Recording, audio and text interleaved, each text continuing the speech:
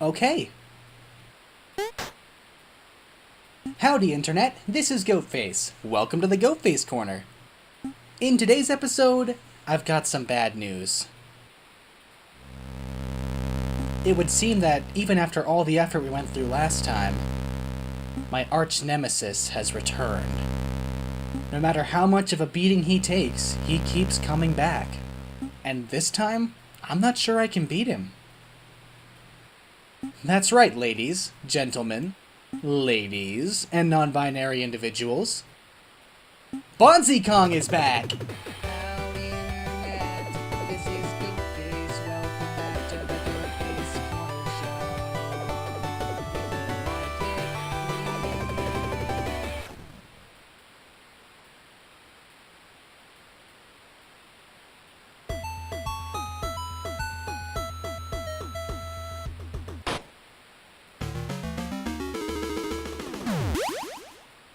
Hey, Nestor!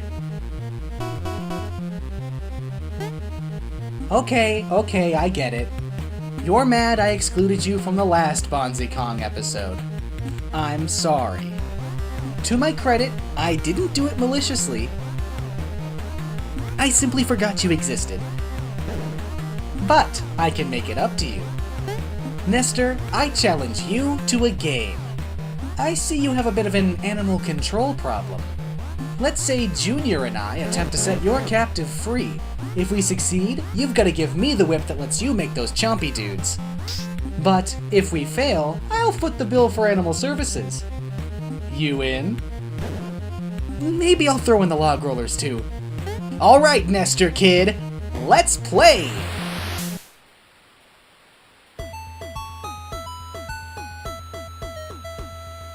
Bonzi Kong Jr. was a game created by Entertainment System and released to arcades in the year 1982. It is the direct follow-up to the previous year's Bonzi Kong, and as such, it has many of the same features, although it does innovate on them. For instance, in the original game, you could run, jump, and climb, as well as make use of this wicked nice hammer that I neglected to mention, to smash your way up into Bonzi Kong's grill, and in this game, they took your hammer away. But you can climb at 2 different speeds. That's pretty neat, right? Now, I know it seems like this game is a downgrade from the first, and admittedly, in some ways it is, but I promise you, this game is a lot of fun. This is the Bonzi Kong I grew up with, and I remember it with a reserved fondness. The story takes place a short while after the original game. After chasing Bonzi Kong up and down the lumber mill from the last game, our buddy Nestor has finally captured the beast and returned him to the jungle. However, Nestor isn't quite satisfied with this ending, so he's locked Bonzi in a cage and is doing his darndest to ensure he doesn't cause any more mischief. The game frames this as a bad thing and tasks you, as Bonzi Kong's son Jr., to clamber around this foreign landscape and free him. This may seem like an odd course for the story to take, given how much trouble BK caused his players back in his first game, but it does make a fair bit of sense when framed in a real-world context. By this point in time, the Bonds had become a video game sensation beloved worldwide. Nobody gave a crap about who Nestor was, but everybody knew BK. Turning him from a mischievous criminal into a misunderstood but lovable dork was a solid move from a merchandising standpoint. More questionable was the idea of turning Nestor into an antagonist. We all know of the gargantuan presence Nestor has nowadays, so it seems odd to look back and see that in his second appearance he was locking animals in cages and whipping them. To date, this is Nestor's only appearance where he's not explicitly a good guy, and it's an odd one. That being said, his presence as a villain is not the most effective. Bonzi Kong Jr. is a much easier game than its predecessor. In the original game, climbing ladders was a risky proposition, as you were never sure whether one of BK's log rollers was on its way to murder you or simply pass you by. Climbing was somewhat slow as well, so you didn't have a particularly good chance of getting out of the way in time if you were caught halfway up. In this game, however, not only can you climb much faster in general, but you also have the ability to scoot out of the way of incoming obstacles mid-climb, switching from vine to vine with ease. Most levels are kind in this regard, with very few spots putting you in a place where there are both enemies and no vines to switch between. There are a few spots where it gets a bit troublesome, but in general it's much easier to manage than in BK1. The obstacles Nestor throws at the player are also much easier handled than the ones Bonzi Kong had at his disposal. Bonzi's projectiles had the ability to come at you from odd angles, while Nestor's tend to follow very simple, straight-line paths. Some might see these changes as a detriment, as the game now has a much lower skill cap, but honestly, I see it as an advantage, as the game is now much more accessible. After all, the game is called Bonzi Kong Jr., and the main character is a child, so it's fair to expect that the game might be a little easier than the grown-up version. The game is not without its difficulties, however. The physics are just as tight and as punishing as the original, with wimpy jumps you have to commit to 100%. Honestly, this is the one part about Bonzi Kong games I actively dislike.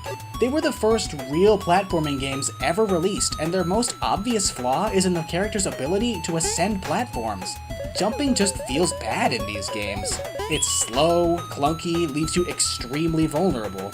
The obstacles you need to jump over are just small enough so that your tiny hops can make it over, which makes every jump give you this horrible lurching feeling inside. Overall, I suppose one could spin it as a positive as well, as it forces the player to be super invested in every move they make, which gives a level of immersion most games could only dream of.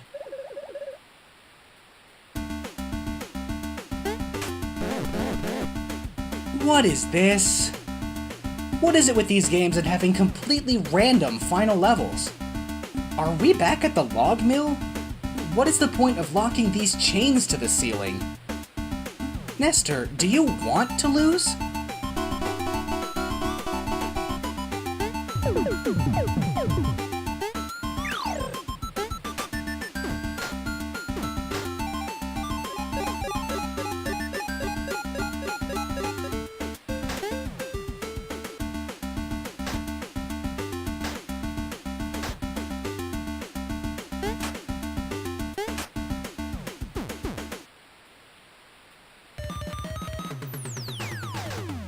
And that's game!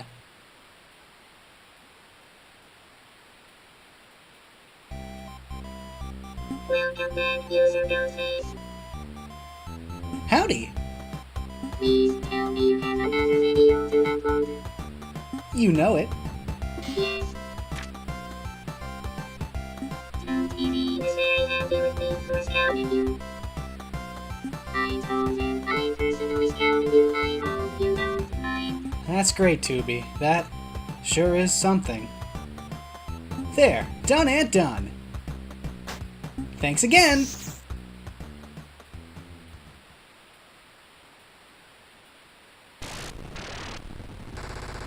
A gigabyte sent its regards.